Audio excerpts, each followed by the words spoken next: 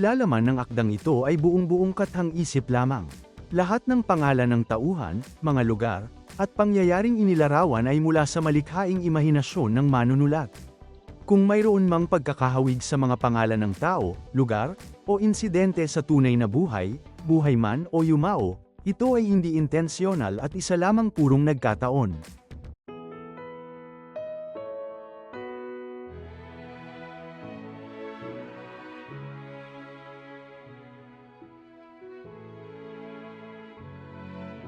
Hi Lance, awkward na pagbati ni Bambi.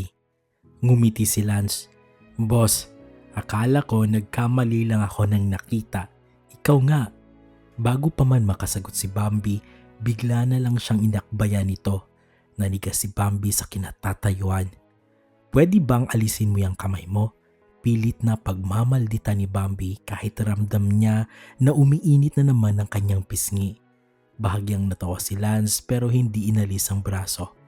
Ikaw boss ha, iling nito. Iniwan mo ako sa vegan. Napatingin si Bambi sa kanya. Hindi kita iniwan. Pagbalik ko sa hotel, wala ka na, sagot nito. Hindi kita iniwan kasi hindi naman tayo magkasama, depensa ni Bambi. Napairap pa ito. Are you going na ba? Tanong ni Lance habang nakapatong pa rin ang braso sa balikat nito. Oo, matipid na sagot ni Bambi. Coffee muna tayo boss. The club has the best coffee in the metro. Yaya nito. Wala akong time. Please, tanggalin mo ng kamay mo sa balikat ko. Mabigat na eh. Naiinis na sabi ni Bambi. 5 minutes lang, pangungulit ni Lance. May kasama ko, sabi ni Bambi. Dalhin mo, nakangiting sagot ni Lance na ngayon ay malapit na sa mukha ni Bambi. Bambi! Sabay silang napalingon. Si Lovely yon. Tiningnan ang braso ni Lance na kapatong sa balikat ni Bambi tapos ay tumingin kay Bambi at pabalik uli kay Lance. Ay, wow, pangaasar ni Lovely. Tumigil ka Lovely sa kung ano man ang sasabihin mo, babala ni Bambi. Are you both in a relationship? Pangaasar na tanong ni Lovely. Tinanggal ni Bambi ang pagkakaakbay ni Lance at napahawak na lang ito sa noon niya. Are you Bambi's friend? I am Lance King, sabi ni Lance na inabot ang kamay kay Lovely. OMG, you're the Lance King? By the way, I am Lovely, Bambi's best friend, sagot ni Lovely habang inabot ang kamay nito. Nice meeting you Lovely. Nagbigay ulit ng nakakakilig ng ngiti si Lance. Si Lovely naman ay parang mangingisay sa kilig. Tiningnan siya ng matalim ni Bambi at saka lang niya binitawan ang kamay ni Lance. Coffee muna tayo. My treat, sabi ni Lance. Magsasalita na sana si Lovely ngunit naunahan siya ni Bambi. Nope, meron pa kaming gagawin ni Lovely Lance. Thank you for the invitation, sabi ni Bambi sa kanya hinila si Lovely palayo. Napakamot na lang ng ulo si Lance. Habang hinihila ni Bambi si Lovely, nagsalita naman ito. Ikaw Bambi ha, may hindi ka sinasabi sa akin. Ano kayo ng The Lance King? Pangaasar ni Lovely. Tumigil ka nga sa pangaasar mo kundi kakalad ka rin talaga kita. Nang nasa tapat na sila ng sasakyan ni Bambi ay sumakay agad sila pabalik sa office. Walang tigil si Lovely sa pangaasar. Nang makabalik na ang dalawa, agad silang bumalik sa kani-kanilang trabaho. Maraming kailangang asikasuhin at iba't ibang detalye ang dapat ayusin para sa mga paparating na events.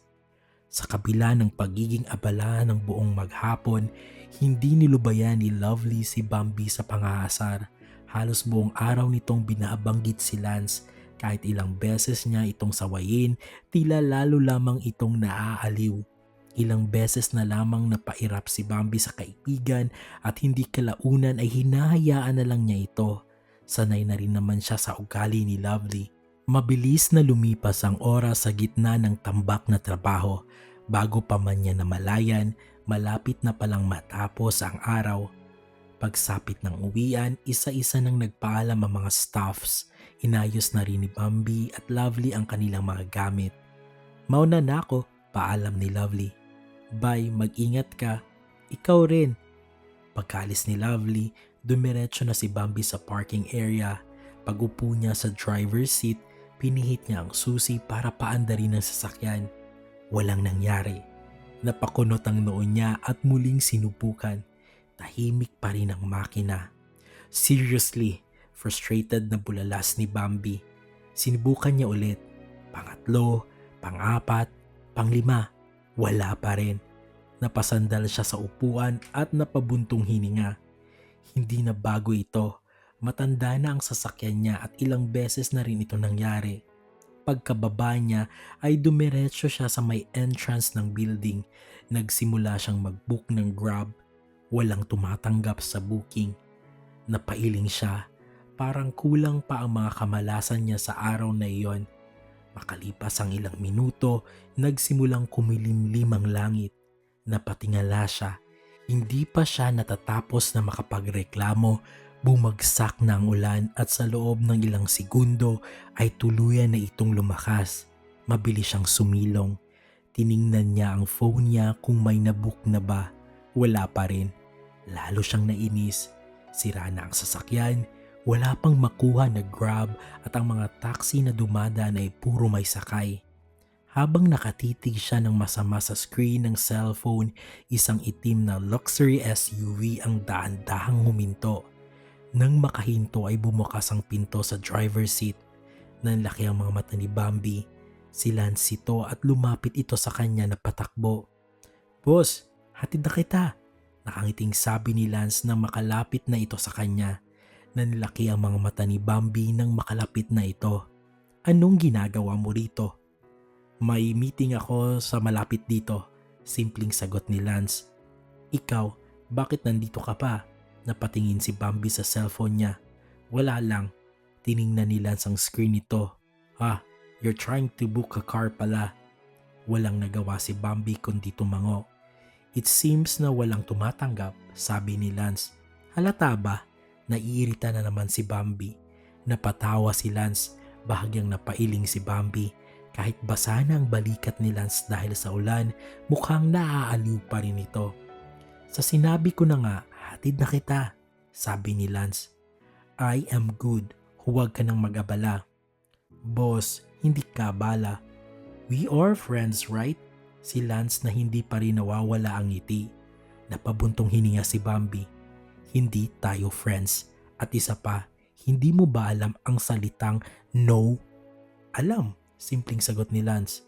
"Good," lalong naiiritang sabi ni Bambi. "Pero hindi ko siya ina-apply ngayon." Buwela naman ni Lance. Napapikit si Bambi. Nakakairita at lalo pang nakakairita dahil nakangiti lang si Lance habang sinasabi iyon. Bumuhos pa lalo ang ulan. Pareho silang napalingon sa kalsada. Puro may sakay ang mga dumaraang taxi. Sinilip niya ulit ang cellphone niya. Wala pa rin. "Boss, ano?" "Sumakay ka na." Tahimik na napatitig si Bambi sa kanya. Sa huli, napabuntong hininga na lamang siya. "Okay, fine. Good decision," sabi ni Lance na makikita talaga ang saya sa muka. "Huwag kang masyadong masaya," pag-irap ni Bambi. "Okay, boss. Noted." Napailing na lang si Bambi habang tumatakbo sila patungo sa SUV. Pagkapasok nila sa loob, agad niyang naramdaman ang lamig ng aircon. "Salamat." "You're welcome, boss." Tahimik na umandar ang sasakyan.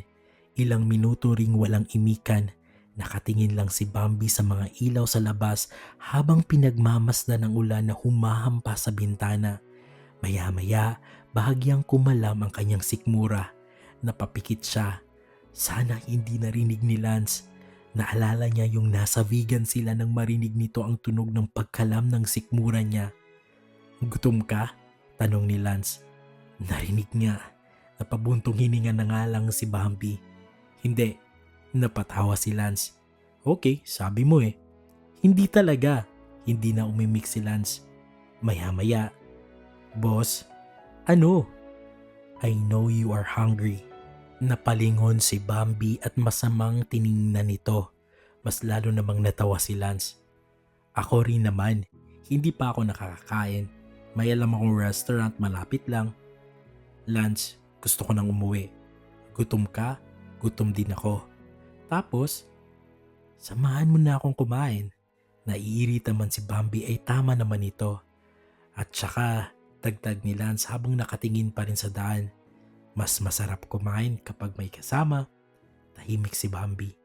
Hindi niya alam kung bakit pero parang biglang uminit ang pakiramdam niya sa loob ng sasakyan. Fine.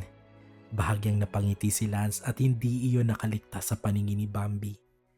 Makalipas ang ilang minuto, huminto ang SUV ni Lance sa harap ng isang kilalang restaurant. Hindi ito kasing sosyal na mga lugar na madalas puntahan ng mga elitista, ngunit isa ito sa mga pinakasikat na kainan sa Metro Manila. Pagkapasok nila, agad silang sinalubong ng staff. "Table for two, sir?" Tumango si Lance. Habang inaalalayan sila ng staff, napansin ni Bambi ang kamay ni Lance na bahagyang dumapo sa kanyang likuran, isang simpleng pag-alalay para makadaan siya sa makipot na bahagi ng daan. Napakunot ang noo ni Bambi. Normal na magalang lang ba ito o sadyang ganyan siya sa lahat? Pagkaupo nila, agad na inabot ni Lance ang menu. "You first, boss." Napatitig si Bambi. "Thank you." Napapaisip siya na kahit ilang beses na niya itong malditahan ay nakangiti pa rin ito. Napansin niya lalo kung gaano kagwapo si Lance habang tinititigan ito. Napatawa si Lance sa pagtitig ni Bambi sa kanya. "Order ka na." Hindi na sila nagbangayan. Matapos mag-order, bahagya silang natahimik habang hinihintay ang pagkain. Paminsan-minsan ay tinatanong siya ni Lance tungkol sa trabaho nito at tipid lang ang sagot ni Bambi. May pagkakataon ding inaasar ni Lance si Bambi pero tila naubusan na ng energy si Bambi para magmaldita. Nagugutom na din kasi ito. Dumating ang kanilang pagkain. Dahil sa gutom, agad sumubo si Bambi ng malaki at agad ding nagsisi. Init! Napabitaw siya sa kutsara at mabilis na napainom ng tubig. Nanlaki ang mga mata ni Lance. "Boss, bakit mo naman sinubo agad? Mainit pa ang pagkain." May pag-aalala sa boses nito. "Yeah, I know," sabi ni Bambi na halatang nasaktan ng dila. "Pwede ka namang magdahan-dahan eh. Here, drink this," sabi ni Lance sabay abot ng kanyang tubig. Napatingin siya rito. Biglang bumilis ang tibok ng puso ni Bambi. "Salamat," mahina niyang sabi. Tumango lang si Lance bago nagsimulang kumain. Hindi nagtagal ay natapos din silang kumain. Sa natitirang oras, hindi na sila gaanong nag-usap. Paminsan-minsan ay may binitawang salita si Lance, ngunit mas madalas ay tahimik lang silang dalawa. Pagsilip nila sa labas ng restaurant, tumila na rin ang ulan. Muli silang sumakay sa SUV at tinahak na ang daan pa uwi. Tahimik ang biyahe. Hindi naman iyong nakakailang, ngunit ibang-iba ito sa dati nilang mga pag-uusap na laging puno ng asaran at bangayan. Marahil ay dala na rin ng pagod matapos ang mahabang araw sa opisina. Hindi nagtagal ay huminto ang sasakyan sa tapat ng gate ni na Bambi. "Thank you," sabi ni Bambi habang inalis ang seatbelt. "You're welcome, boss." Bahagyang tumango si Bambi bago binuksan ang pinto at bumaba ng sasakyan. Hindi na sumama si Lance sa pagbaba. Nang maisara ni Bambi ang pinto, dahan-dahang bumaba ang bintana sa driver's side. "Good night, boss," napalingon si Bambi. "Good night," ngumiti si Lance saka muling itinaas ang bintana at pinaandar ang sasakyan. Tahimik na pinagmamasdan ni Bambi ang papalayong SUV hanggang sa tuluyan na itong lamunin ng dilim at mawala sa kanyang paningin. Naiwan siyang nakatayo sa tapat ng gate habang dinadama ang malamig na simoy ng hangin matapos ang ulan. Hindi niya maipaliwanag, may kakaibang pakiramdam na naiwan sa kanya. Hindi iyon inis at lalong hindi iyon galit. May kung anong bahagi ng gabing iyon na tila nagbago sa kung paano niya tinitingnan ng lalaki. Pagkapasok ni Bambi sa loob ng bahay, agad niyang napansin ang liwanag mula sa sala. Nakaupo roon ang kanyang mami na si Sonia, tahimik na nanunood ng isang lumang pelikula habang may hawak na tasa ng tsaa. "Mami, good evening po," bati ni Bambi. Yumuko siya at hinalikan ito sa pisngi. Napangiti si Sonia at hinawakan ang kamay ng anak. "Ikaw pala anak, Kumain ka na ba? Gusto mo bang ipaghain kita? Umiling si Bambi habang nauupo sa tabi ng kanyang ina. Nako mami, busog na po ako. Kayo po, kumusta sina lolo at lola? Tapos na rin kaming kumain, sagot ni Sonia. Tulog na silang dalawa. Alam mo naman, maaga na silang napapagod. Okay po mami. Kayo po, hindi pa kayo magpapahinga? Bahagyang natahimik si Sonia bago pinatay ang volume ng telebisyon. Anak, pagod ka ba? Gusto sana kitang makausap. May kung anong seryosong tono sa boses nito kaya napatingin si Bambi. Sige po mami, ano po iyon? Huminga ng malalim si Sonia. Tungkol ito sa offer ko na pumunta na tayo sa US. Alam kong hindi ka pa nakakapagdesisyon pero okay lang ba na mag-process na tayo ng papers ninyo? Bahagyang natigilan si Bambi. Mami, naging abala ako sa trabaho kaya medyo nakalimutan ko na iyon. Sorry po. Napabuntong hininga siya. Honestly, hindi ko pa talaga kayang mag-decide. Nandito ang buhay ko sa Pilipinas. Naintindihan agad ni Sonia ang ibig sabihin ng anak. Tahimik siyang tumango. Naiintindihan ko, pero gusto ko pa rin i-process ang papers ninyo just in case lang kung sakaling magbago man ang isip mo balang araw, hindi na mahirap ang pag-aayos. Mami, di ba magastos yon? Paano kung dito talaga ang pipiliin ko? Maingat na tanong ni Bambi. Agad na umiling si Sonia. Okay lang sa akin anak. Walang pressure. Ikaw pa rin ang masusunod. Ngumiti ito ng malumanay. Hayaan mo lang ako please. Baka one of these days papipirmahin ko kayo ng lolo at lola mo. Matagal na hindi nakapagsalita si Bambi. Tahimik niyang pinagbasta ng kanyang mami. Napakaraming taon nang lumipas na malayo ito sa kanya. Maraming pagkakataong nasaktan siya at nagtampo. Ngunit ngayong nakikita niya ang sinseridad sa mga mata ng ina, hindi niya magawang tumanggi ng tuluyan. Okay mami, sa wakas ay sabi niya, kayo po ang bahala. Sabihan niyo lang ako kung may papipirmahan na kayo o kailangan na natin magpakita sa embassy. Biglang lumiwanag ang mukha ni Sonia. Maraming salamat anak. Hindi nagatubili ang babae na yakapin siya ng mahigpit. Yumakap din pabalik si Bambi. Mami, magpapahinga na po ako. Paalam ni Bambi habang marahang kumala sa yakap. Ngumiti si Sonia at hinaplos ang kanyang pisngi. Sige anak, good night. Good night din po mami. Habang naglalakad si Bambi patungo sa kanyang silid, hindi niya maiwasang mapabuntong hininga. Ang puso niya ay nasa Pilipinas. Kung tutuusin, hindi siya sasama kung ngayon siya magbibigay ng kanyang desisyon. Ngunit ayaw niyang gumawa ng desisyon ng padalos-dalos. Matapos ang napakatagal na panahon, nararamdaman niyang muli siyang naging bahagi ng buhay ng kanyang mami at ayaw naman niyang masayang ang pagkakataong ito. Pagkapasok ni Bambi sa kanyang silid, agad niyang inilapag ang bag sa gilid ng kama. Tahimik ang buong bahay. Tangi ang mahinang ugong ng aircon ang bumasag sa katahimikan. Pumunta siya sa banyo para maligo. Pagkalabas niya makalipas ng ilang minuto, bahagyang gumaan ang pakiramdam dahil sa mainit na tubig, ngunit nanatiling mabigat ang kanyang isipan. Humiga siya sa kama at pinatay ang ilaw. Tangi ang mahinang liwanag mula sa labas ng bintana ang tumatagos sa silid. Muli niyang binalikan ang naging usapan nila ng kanyang mami. Napabuntong hininga si Bambi at marahang ipinikit ang kanyang mga mata. Ngunit sa halip na ang mukha ng kanyang mami ay ibang imahe ang pumasok sa kanyang isipan. Isang pamilyar na mukha, matangkad, singkit at nakangiti. Si Lance King. Biglang dumilat si Bambi at napabalikwas ng bangon. Napahawak siya sa kanyang dibdib. Napakabilis ng tibok ng kanyang puso. Bambi, bulong niya sa sarili habang pilit na pinapakalma ang paghinga. Tumigil ka, hindi maaari. Napailing siya at mabilis na ipinahid ang kanyang dalawang palad sa kanyang mukha. Bakit si Lance? Sa dami ng dapat niyang isipin Ang negosyo, ang alok ng kanyang mami, ang posibilidad na paglipat sa Amerika. Bakit ang lalaking iyon pa ang sumisingit?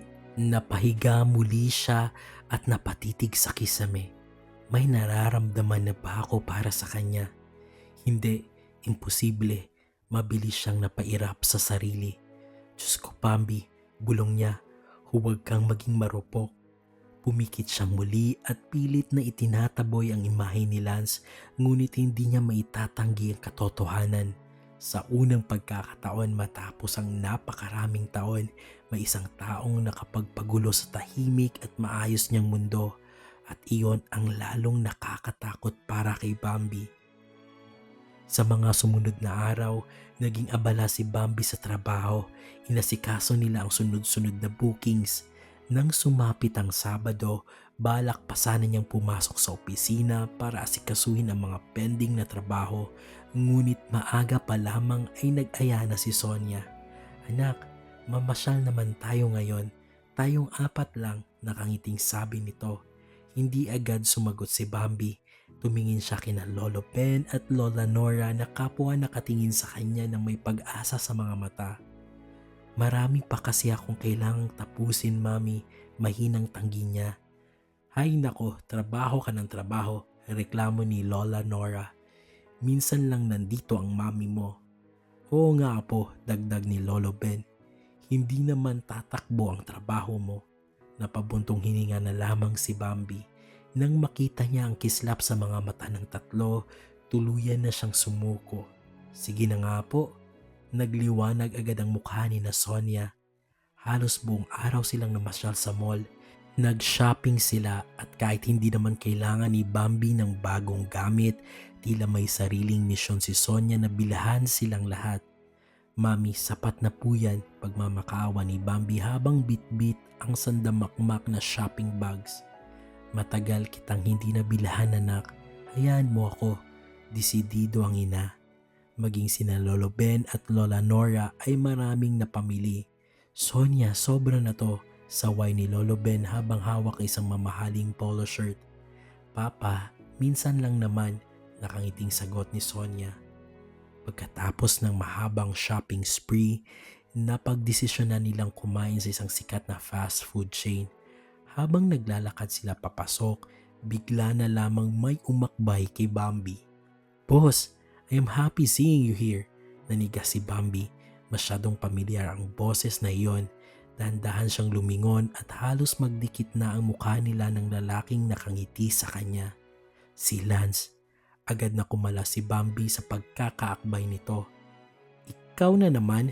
Nagdududa na ako sa iyo ha. Sinusundan mo ba ako? Napatawa si Lance.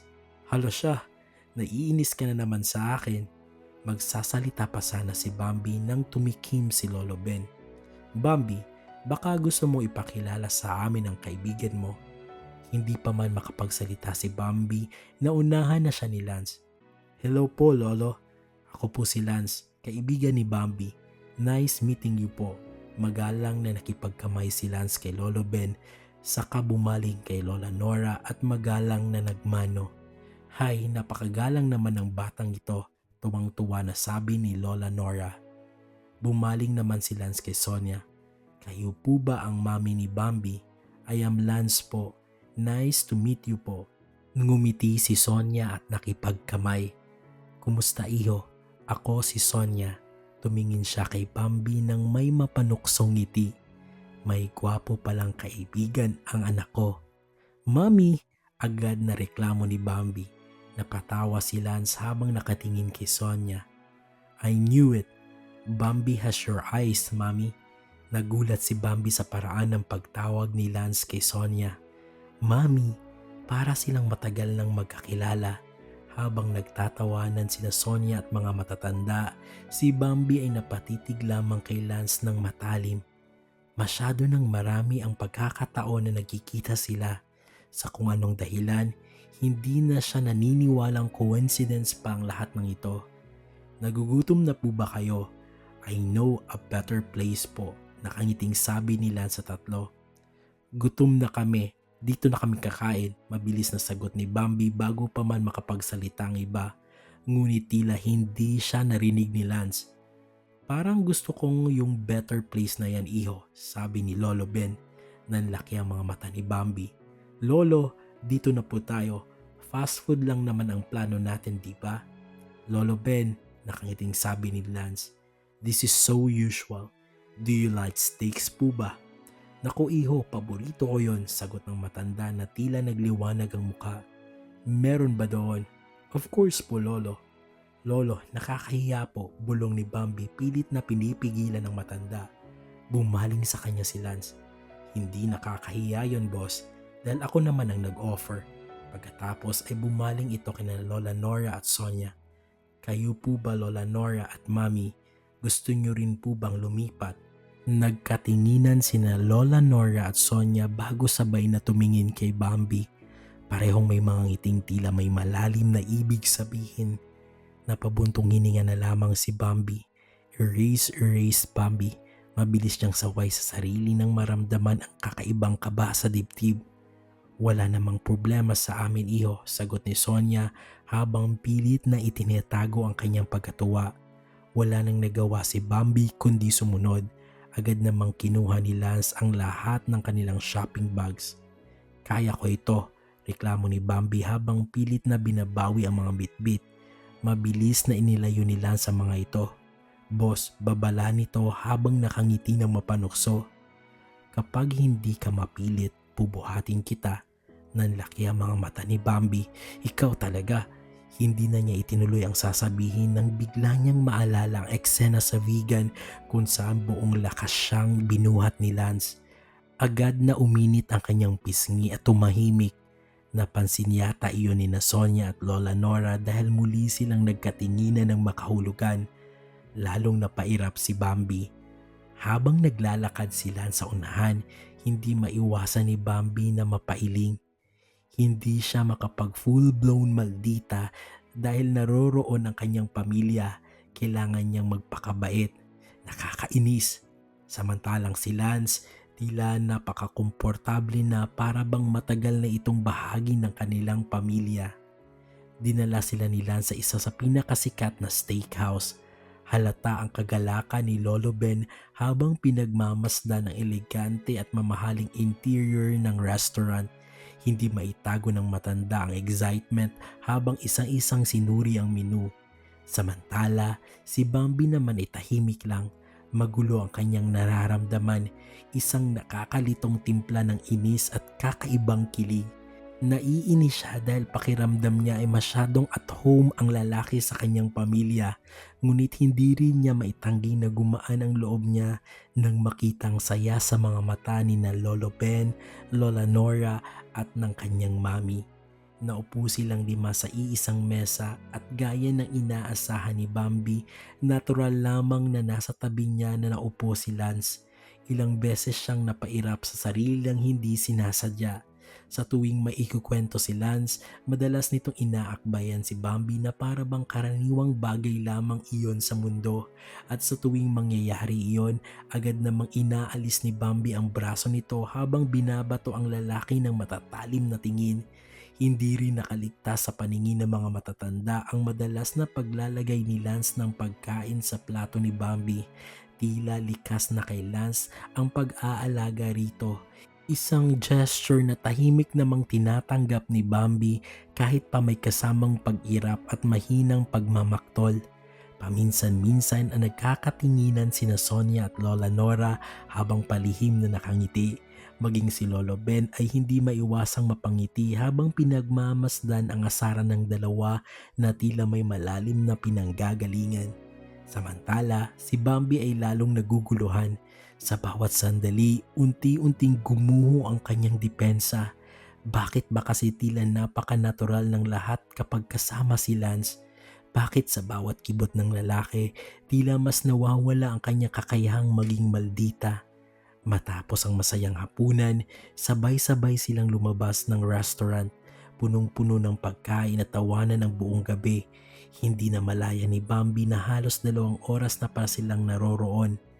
Lumabas na sila. Maraming salamat talaga iho, nakangiting sabi ni Lolo Ben kay Lance. You're welcome po Lolo, magalang na sagot ni Lance. Masaya rin po akong makilala kayo. At sana hindi ito ang huli, singit ni Lola Nora na may makahulugang tingin kay Bambi. Lola, agad na reklamo ni Bambi. Napatawa lamang sina Sonia at Lance. Actually, muling sabi ni Lolo Ben habang nakatingin kay Lance. Kung hindi ka pa naman uuwi, baka gusto ninyong magkwentuhan muna ni Bambi. Nanlaki ang mga mata ni Bambi. Lolo, gabi na po. Anong gabi na? Kunwari nagtatakang tanong ni Lolo Ben. Anyway, Sabado naman ngayon. Oo nga naman, pagsang-ayon ni Sonia. Samahan mo muna siya na para naman hindi lang trabaho inaatupag mo. Mag-chill kayo. Mami, napatawa si Sonia. Ano, hindi ba kayo magkaibigan? Magsasalita pa sana si Bambi ngunit mabilis siyang pinutol ni Lola Nora. Sige na apo, mauuna na kami. Mag-iingat kayo. Napabuntong hininga si Bambi. Halatang pinagtutulungan siya ng tatlo. Samantalang si Lance ay tahimik lamang na nakatingin sa kanya, tila pinipigilan ang sariling matawa. Fine, pagsuko ni Bambi. Lalong lumawak ang ngiti ni Lance. Good. Makalipas ang ilang minuto, nakasakay na sa kanilang sasakyan ang pamilya ni Bambi. Habang papaalis ito, hindi nakaligtas kay Bambi ang masayang pagkaway ng kanyang mami at ang makahulugang ngiti ng kanyang lola. Pinagtutulungan nila ako, reklamo ni Bambi nang tuluyan na silang maiwan. Napatawa si Lance. Well, they like me. Feeling, ganti ni Bambi. Ngumiti lamang si Lance. So, boss, gusto mo bang magkape or alcoholic drinks? May bar na malapit dito, pagpapatuloy ni Lance. Very chill lang, hindi maingay. Napaisip sandali si Bambi. Gusto na sana niyang tumanggi, ngunit naalala niya ang masayang mukha ng kanyang pamilya kanina. Isa pa, minsan lang naman. Fine, sabi niya sa wakas. Pero 1 oras lang ha. Okay boss. Dumiretso na sila sa sasakyan ni Lance at bumiyahe patungong bar na sinasabi nito. Makalipas ang ilang minuto, uminto ang SUV ni Lance sa harap ng isang eleganteng gusali. Agad napansin ni Bambi ang neon sign na kumikislap sa dilim. The Rome's Vault. Napakunot ang noon niya. Pub? Tanong niya habang nakatingin sa signage. Yes boss, hindi ito yung maingay na klase ng bar, nakangiting sagot ni Lance. Pagpasok nila, bumungad ang isang lugar na may kakaibang ambience. Mahinang ilaw, may tumutugtog ng live acoustic music sa isang sulok at puno ng mahihinang usapan at tawanan ang paligid. Eleganteng tingnan ang buong interior ngunit hindi nakaka-intimidate. Dito ka ba nagdadala ng mga date mo? Tanong ni Bambi. Napatingin sa kanya si Lance bago natawa. Wala pa. Hindi na nagtanong pa si Bambi. Sa hindi niya maintindihang dahilan, may kung anong biglang gumaan sa kanyang pakiramdam. Naupo sila sa isang semi-private booth. Pagkalipas ng ilang minuto, dumating ang kanilang inumin. Isang matapang na cocktail para kay Bambi na hindi niya alam at whiskey para kay Lance. Agad na uminom si Bambi. Boss, malakas yan, tawag ni Lance. Napangiwi si Bambi nang tuluyang malasahan ang tapang ng inumin na tila nagpainit sa kanyang lalamunan. Napatawa si Lance. Huwag kang tumawa, late ka naman nagsabi, reklamo ni Bambi. Napailing na lamang si Lance habang natatawa. Ngayon lang din niya na-realize na matapang pala ang na-order ni Bambi. Hindi nagtagal ay muling nabuhay ang kanilang asaran. Napag-usapan nila ang vegan at hindi rin nakaligtas pag-usapan ang pagiging workaholic ni Bambi. Grabe ka palang magtrabaho boss, komento ni Lance matapos marinig ang schedule ni Bambi. Kailangan hindi ako mayaman na tulad mo, napailing si Lance. Mayaman man o hindi, kailangan pa rin magpahinga. Napairap si Bambi. Talo mo pa yung mami ko at mga lolo at lola ko kung mag-sermon na. Hindi sermon yun na, concern yun, napangiti na sabi ni Lance. Biglang natigilan si Bambi. Concern, normal na salita lang iyon. Pero bakit parang biglang bumilis ang tibok ng puso niya? Nagkatinginan ng dalawa. Mabilis siyang umiwas ng tingin at uminom muli. Natawa naman si Lance. Bakit ka natatawa? Nagkibit balikat ito. Nakakatawa ka kasi. At bakit? Napataas ng kilay si Bambi, tila handa nang magmaldita ulit. Ang sungit-sungit mo pero nakikita kong mabait ka. Napairap si Bambi upang itago ang pag-init na kanyang muka, feeling close. Maya-maya ay sumilip si Bambi sa kanyang cellphone. Nanlaki ang kanyang mga mata. Matagal na pa silang nag-uusap. 12:00 na. Napatingin sila sa relo niya. Ay, oo nga. 3 oras na pala silang magkasama. Tila ba nag-e-enjoy na siya kasama si Lance. Naiinis na siya sa sarili niya dahil sa unang pagkakataon matapos ang napakaraming taon may isang taong unti-unting sumisira sa maayos at tahimik niyang puso. At ang mas nakakatakot pa, tila tinatraidor siya ng puso niya. Nang mapagdesisyon na nilang umuwi, marami pa ring sasakyan sa mga daan. Weekend kasi. Tahimik ang biyahe pabalik sa bahay ni Bambi. Paminsan-minsan ay may makaikling usapan, ngunit mas madalas ay pinakikinggan na lamang nila ang mahinang tugtog mula sa stereo. Nakapagtataka, hindi nakakailang ang katahimikan. Sa katunayan, iyon ang lalong ikinagulat ni Bambi. Hindi niya akalaing magiging ganito siya kakomportable sa presensya ni Lance. Hindi nagtagal, huminto ang SUV sa tapat ng gate. "Thank you," sabi ni Bambi habang inaalis ang seatbelt. "You're welcome, boss." Ngunit nang hihilahin na niya ito para tuluyang makababa, hindi ito maialis. Napakunot ang noo ni Bambi. Seriously, sinubukan niya ulit pero hindi pa rin ito maialis. "Huwag mong sabihin pati itong seatbelt ay iniinis na rin ako." Napatawa si Lance.